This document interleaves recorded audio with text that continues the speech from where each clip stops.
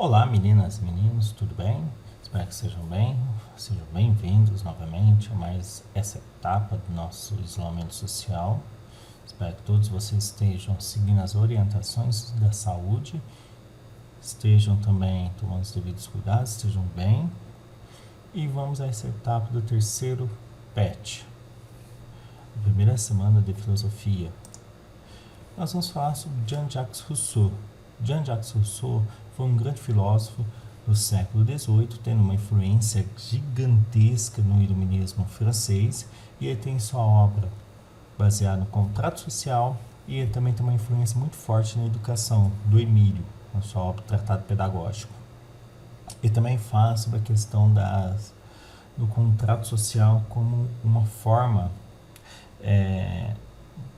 política, e do Emílio como uma forma de inclusão social, vamos dizer assim. A sua história, ele é órfão, vamos dizer assim, ele é órfão no século XVIII, ele vai se tornar um dos maiores pensadores, e ele vai também buscar enfrentar o absolutismo, ou seja, ele vivia numa época que o rei tinha todos os poderes em suas mãos, o poder absolutista, e ele vai buscar levantar uma bandeira contra o absolutismo e formas de mudar isso, pensar o Estado, novos modos de pensar o Estado. Ele vai estar dentro então do iluminismo francês, ele vai ser um dos principais pensadores, e a sua obra vai trabalhar entre a confiança na razão e o ceticismo, para buscar conhecer a verdade, ou seja, ele vai buscar romper com aquilo que é antigo e vai buscar uma nova forma, um discurso, uma ciência, buscando desenvolver. O contrato social, para ele, o que acontece? O homem no estado natural seria um bom selvagem, incapaz de fazer mal ao seu semelhante, porque estava imbuído de sentimento de compaixão. Os conflitos começavam a surgir quando os homens passassem a se distanciar e diferenciar entre si, sobretudo quando vem o desejo da propriedade, que vai ao amor entre os sexos, e consequentemente do ciúme, a posse de bens materiais, ou seja, nós somos impelidos a ter. Então isso começa a ser o problema da sociedade. O estado originário nosso, no nosso estado de natureza, é a felicidade, a liberdade e a igualdade, ou seja, quando nós éramos homens da caverna, vivíamos então em liberdade, éramos felizes para isso, porque estávamos todos em pé de igualdade. A partir do momento que nós começamos a ter, começamos a possuir, nós começamos a ter as disputas, as guerras e os conflitos. E isso então é ruim, que nós vamos tornar da nossa vida sociedade servos. E ele coloca: o homem nasceu livre e em toda parte se encontra sob ferros. De tal modo, acredite-se o senhor dos outros, que não deixe de ser mais escravo que eles. Ou seja, quem está no alto da pirâmide, ou embaixo, todos nós somos escravos. E dialogando com a tradução da filosofia política, nós vamos perceber que ele está sempre ligado à concepção do pacto social. E esse pacto social, ele é muito importante porque ele vai buscar dizer que nós possuímos então um pacto de formar a sociedade, a identidade, a proteção, a propriedade privada, se deve à sociedade, a essa necessidade da nossa vida em sociedade. Em seu discurso, ele vai fundamentar que essa desigualdade do contrato social que equivale se diz os homens grosseiros, fáceis de convencer, todos correram submeter-se aos grilhões, ou seja, quando um percebeu que era fácil de manipular os outros, ele vai conseguir convencê-los, eles vão acorrentar-se e eles vão segurar a liberdade pseudo. E eles vão dizer que é uma experiência que é necessária para levar à paz. É o que muitos podemos dizer assim, é uma análise do discurso político da época. E nós podemos estender a nossa época também. É só a gente analisar os discursos, no plural, políticos. Não estou dizendo mas é necessário que a gente tenha atenção àquilo que é falado. Eu prometo libertar. Mas como? Nós todos somos. E aqueles próprios que estão ali no alto somos também escravos, ele coloca. O senhor concebe o Estado, o contrato social, enquanto projeto. Com seu planejamento, o filósofo pretende estabelecer as condições de um pacto legítimo para legitimar a liberdade natural. Se não pode ser recuperada integralmente, ao menos a gente consegue substituir ela pela liberdade civil. O que seria a liberdade civil? A gente realmente, enquanto cidadão, conseguirmos exercer os nossos direitos, porque a gente tem que pensar que ele vive numa época do Estado absolutista. Então o rei mandava, desmandava. Então ele tem o rei como um grande inimigo.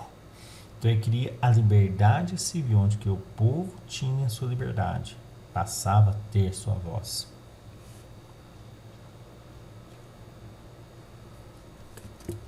Como uma solução, entende que os requisitos do contrato, como respeita plenamente a condição de igualdade dos contratantes, assegurar a liberdade antes e depois do contrato. Aí está a principal novidade que o filósofo coloca, a soberania exercida pelo povo, ou seja, pensa um estilo de democracia exercida pelo povo. Por isso que o Estado na sociedade civil. Numa sociedade assim atribuída haverá apenas uma única submissão, a vontade geral. Os indivíduos passam a integrar um sujeito coletivo dotado de vontade geral, ou seja, a soberania do povo está acima de um único indivíduo que governa.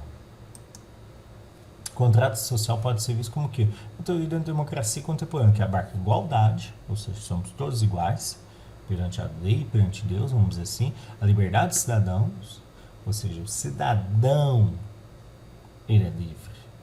Ele pode ir e vir onde quiser. E a soberania do povo. O povo faz sua vontade. E na sua obra, falando sobre a questão do pedagógica, nós temos do Emílio.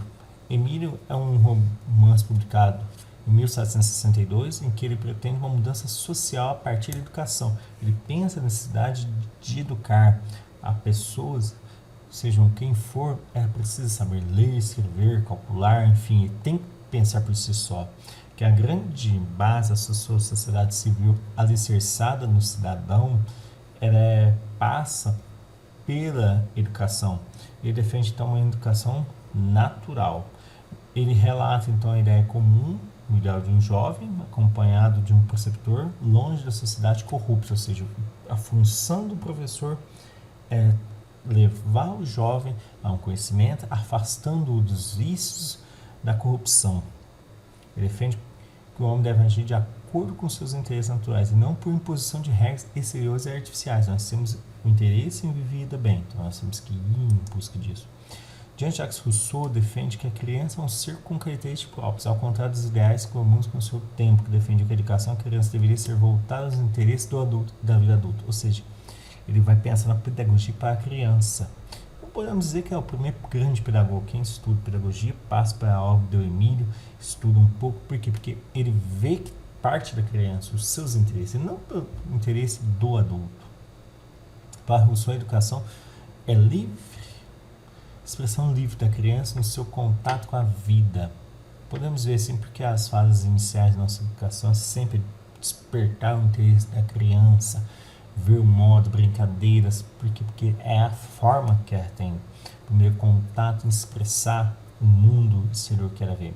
O educador deve formar um aluno para ser homem no sentido de ser autônomo e livre, ou seja, ser um ser humano, um indivíduo livre. Rousseau, ensinar a aprender a fazer, prática que antecedia a teoria. A natureza é o primeiro mestre da criança. A primeira educação é a sensorial, ou seja, sentidos. Segue-se a educação moral, a pessoa sabe o que é certo e errado. Depois a intelectual, pensar por si, a saber calcular, escrever. Depois a profissional, formar instruir, melhor dizendo, numa profissão. Podemos dizer que é o que nós temos hoje de base educacional. Primeiro a gente tem as creches, que vai sempre instigar brincadeiras da criança, depois a moral, quando a gente está no primário, a gente aprende o que é certo e errado, conhecer papai e mamãe, o que é certo, correto, se é bom, se é mal. Intelectual, que a gente começa ali na segunda fase, ali no 6º ano, no ensino médio, e depois a profissional quando vai se formar na faculdade. É respeitar o ritmo individual, cada um tem o seu ritmo. Nova Luísa, que seria uma outra obra editada por ele, é uma história romântica de um amor infeliz. O homem forma-se e vive na sociedade e na família. É uma história muito bonita, que também entra dentro da sua questão política. A única sociedade política que Rousseau aceitava é a sociedade democrática. Sempre a gente vai ver na sua obra a questão democrática. A sociedade de sua época sendo estratificada, impedir o desenvolvimento da natureza boa do homem. Educação como política, por quê? Porque a educação seria uma totalidade, uma política para ele, para a educação transformar-se no todo social. Quando você educa, pensa nessas duas partes, cara. Então nós temos aí podemos pensar que Jean-Jacques Rousseau foi limitado, essa época viveu, mas o seu contributo para a educação no Ocidente foi fundamental, a valorização da educação como um ser específico, nunca como adulto em miniatura.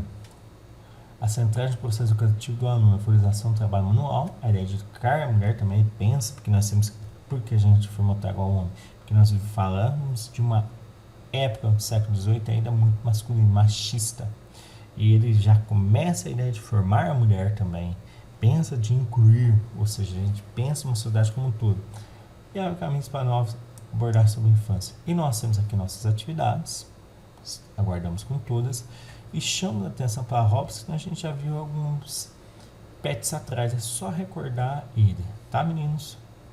Que tem a ver com um contrato social. Então por hoje é só e até a próxima.